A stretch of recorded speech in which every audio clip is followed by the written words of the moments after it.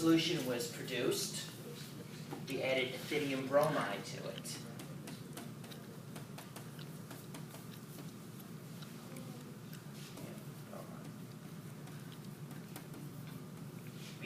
I added 3 microliters of ethidium bromide to the entire 15 ml solution, and we let the gel sit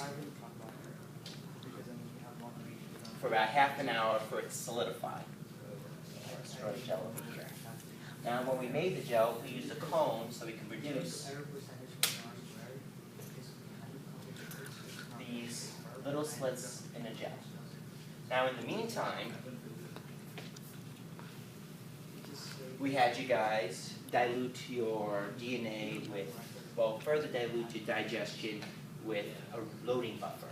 Now, the loading buffer is just supposed to be serving as a visual cue of where your DNA is running on the gel, because you don't know, where it is if you don't use it. Now, it's at 4 times concentration, so we had to dilute it.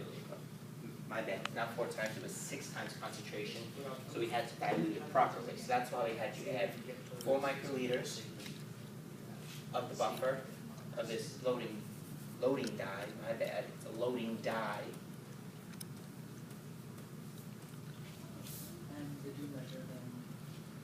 Into your digestion, make a 24 microliter solution. And with this prepared, we added 20 microliters of this solution into one of these wells. In addition, we added a ladder to the wells.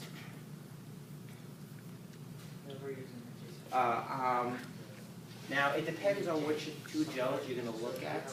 We use 2 different ladders. The one from Thursday's section, where you use the 1 kV ladder, while the other gel that I put up there from the previous year is actually a log 2 gel. So be very certain you know which gel you're using, which ladder is on each gel, because if you use the wrong template, they're going to get a really, really messed up graph, and that'll be bad. But it'd be obvious too, because the 2 ladders will not line up. There's I think only 10 marks on the 1 kV, and there's 15 marks on the 2 logs, so there shouldn't be too much confusion. If the one ladder doesn't look like the other ladder, you're using the wrong map. And we use the same concentration. What did I use for that? So what we did is the same combination. So we made the 24 microliter solution of the ladder, 4 of which was 4 microliters of which was dye. So we used the same ratio of chemicals to produce an equal graph. An equal concentration gel. Equally concentrated gel. Oh my goodness, where are my words?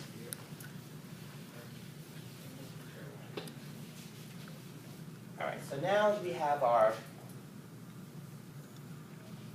gel loaded. We ran a current through the gel. Now it goes from negative to positive because DNA is negatively charged, and the negatively charged DNA will move away from the negative charge, which I believe is the anode. It's anode, right? So it goes from the anode down to the cathode.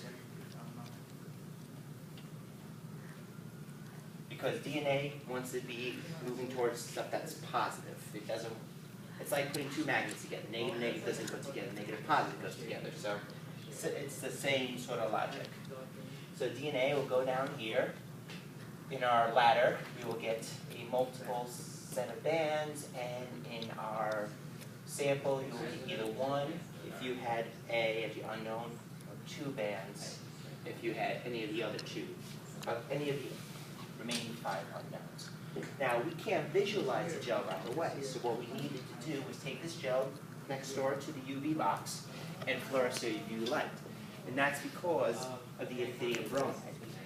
The ethidium bromide is what they call called an intercalating agent, and what it does, it goes into the DNA itself, and when it goes into DNA, it changes shape. So when you put UV light into it, it fluoresces.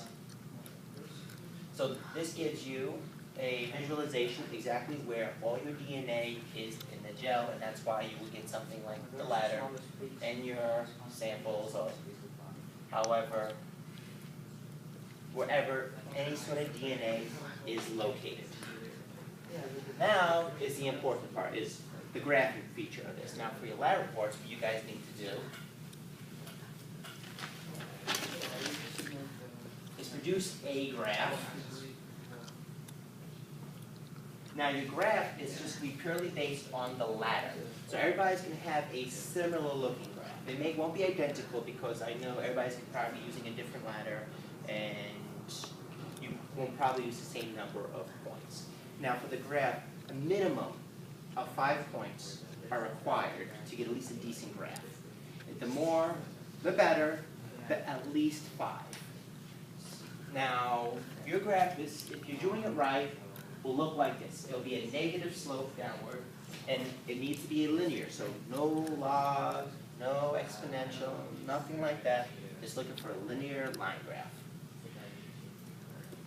Now, to produce this graph, what you're first going to do is you're going to print up a copy of the gel, whatever gel you choose to use, and you're going to measure in metric, no inches, the distance, actually I can use this one, the distance of your 5+ points from the bottom of the well to the most front portion of the band. So let's say here's the well here, and here is, we want to measure this band down here.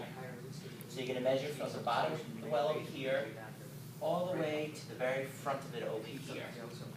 Alright, because you want to use the same standard, and this is technically the best way to measure distances of bands on a gel.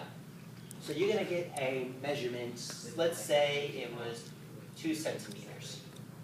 Now we know this band size is, let's say, 1,000 base pairs.